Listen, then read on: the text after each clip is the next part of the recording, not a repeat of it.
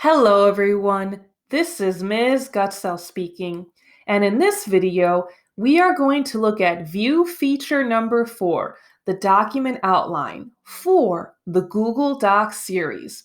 With that being said, let's begin. So, to make an outline appear, I can click on View and then click on Show Document Outline.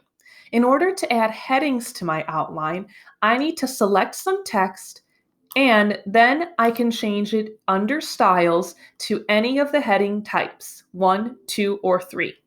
I'm going to pick heading 1.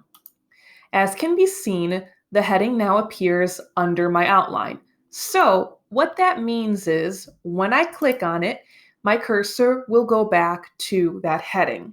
If I need to remove a heading from an outline, I can click on the X button here, but my text will still remain in the heading style.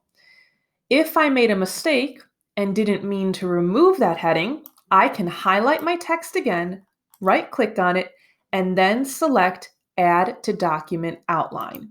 And as can be seen, it appears back in the outline. Please note, if your text is in the normal style, such as this sample text, that option will not appear. It only appears in text that has been set to be a heading. Thank you for watching, and I hope this video helped you grow in your knowledge of technology.